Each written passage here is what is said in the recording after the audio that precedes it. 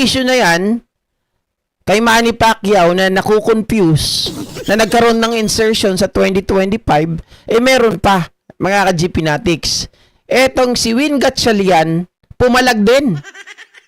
Bakit? Mga ka-GP Natics, yung pangalan niya, yung pangalan niya, ay naisama rin na may insertion. Kaya lang, insertion ito dun sa NEP pa lang. Kaya itong si Win Gatchalian, parang ako na naglagay dito eh. Ano ba tong anak mo, Loren? Akala ko ba henyo to?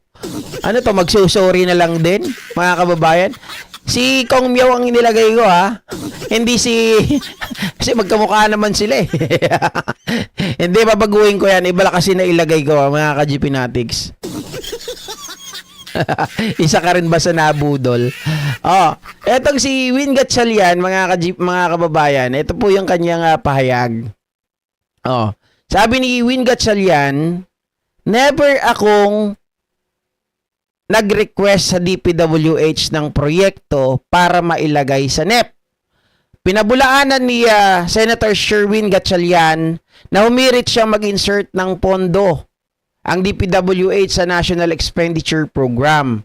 Kasunod ito ng paglutang ng tinatawag na DPWH leaks na sinasabing kasama ang lahat ng senador sa 19th Congress sa listahan ng mga humihiling na proyekto. Isiningit sa NEP ngayong 2025, mga kababayan. So, hindi naman kasi, di ba, sabi ko nga po sa inyo, kailangan i-authenticate ni Kong Libiste etong kanyang mga listahan. Hindi yung nangangaladkad lang ng mga pangalan, basta-basta, kung sino-sino na yung kinakaladkad. Ngayon, dito sa pahayag na to, na ni Win Gatchalian, mga kababayan, kung ang lahat pala doon sa budget na tinatawag nilang NEP, na budget ng Pangulo, mga kababayan, ay lahat pwedeng magkaroon ng mga project para ilagay sa NEP, wala na. Sira na. 'Di ba? Kasi dapat ang gumagawa niyan, DBM at ang Pangulo. Sila dapat ang may akda niyan. Pero kung dito pa lang may listahan na ng pag-i-insert or may ilistahan na ng paghingi ng proyekto, mga kababayan, parang malala na ata yung nangyayari sa atin. 'Di ba? Sana lahat ng mga baho, lahat ng mga kakulangan diyan ay may ayos. Pero again, sabi ko nga, kung ang isa nakikita kong mali, lalahatin ko. Kung hindi ako tiwala doon sa inilabas nitong si Congressman Libiste ng mga listahan, syempre mga kababayan, hindi ako maniniwala dito. Doon sa inilalabas na mayroong pangalan si Win Gatchalian, hindi rin ako maniniwala doon kay Manny Pacquiao. Lalong-lalo na napatunayan natin na yung kay Terry Ridon ay gusto lang sirain ni Congressman Libiste yung pangalan ni Terry Ridon at yung pangalan ng party list niya na Bicol Saro. 'Di ba? Na nung kahuli-hulihan ay binabanggit niya, ang tapang niya pa, sabi niya ganun kay Ted Filon, pwede ba ako magsalita? Yes, go ahead, sabi ni Ted Filon. Total, hinahamon naman ako at siya naman ang gustong pangalanan ko, yung mga kongresista, mga senador na may insertion, sabi niya ganon. Ayaw ko naman mag-single out ng tao. Ayaw daw niya mag-single out, pero nagbigay ng pangalan. Mga kababayan, ito kasing tao na to, yung kasamahan ko sa Kongreso, meron din siyang insertion. 150 million. Si Bicol Saro Representative Terry Ridon, sabi niya gano'n, ay may insertion din. Kung gusto niya, sabi niya pa, kung gusto niya, ay i-verify niya. Inutusan pa si Terry Ridon na i-verify. Ikaw nga nagpaparatang, na may insertion si Terry Ridon eh.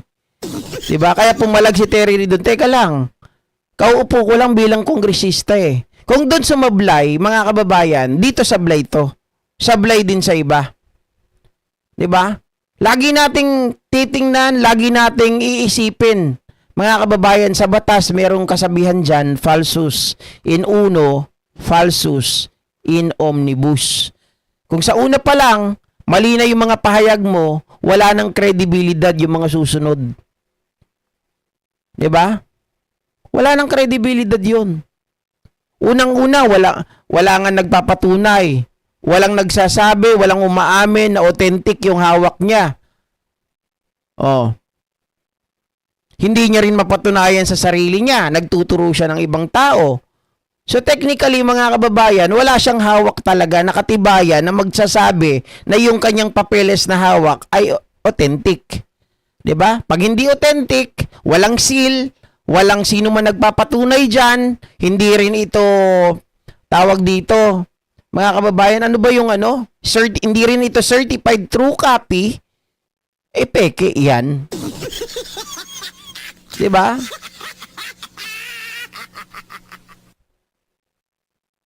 Ano daw? Iilan na lang kayo kaibigan. Paniwalain yung sarili nyo na marami pa kayo. Ano yun? Oh.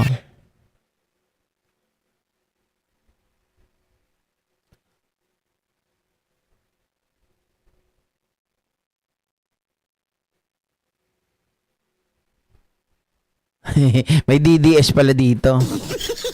Okay lang yan. Hayaan yung mga DDS na yan. O, para dumami ulit yung engagement natin. Kasi wala nang pumapasok ng mga DDS ngayon dito di ba? Wala na. Puro kasi naka-block pinagbablock yung lahat.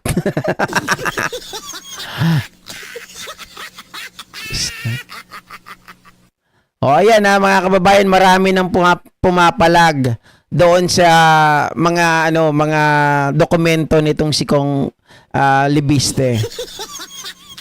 Sabi dito ni Shai Echo, deny but documents don't lie. Dami talaga mga bobo. Ang public document kasi, mga ka-GP Natics, kailangan mo munang i-authenticate para paniwalaan, para magamit mo. Tapos kailangan para mapatunayan na ito ay authentic, kailangan, mga kababayan, may magsasalita. 'Di ba? Meron silang mga original version 'yan na nanggaling mismo dun sa computer. Yung mga gumagawa niyan na taga DPWH, kailangan ikumpara 'yan.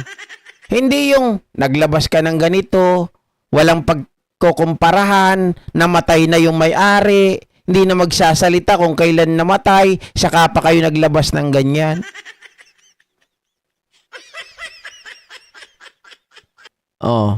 Wala bang kaso yan? Bakit hawak niya ang mga files ni Cabral? Ganito, kiniklaim niya, ito was Secretary Vince Dizon who advised Yusek Cabral, mga kababayan, para ibigay sa kanya yung files. Ngayon, hindi naman daw ganun ang nangyari. Dahil ito ay pilit na kinuha nitong si Congressman Libiste nung nagpunta siya sa DPWH, ginamit niya pa yung computer ng isang staff ng DPWH para makapag-save ng files sa kanyang flash drive. 'Di ba? Oo, kahit sino, tama. Kahit sino pwedeng gumawa ng document. Ang mahirap diyan yung mapatunayan kung legit. 'Di ba? Ito naman mga kababayan, punta naman tayo sa mga Duterte kasi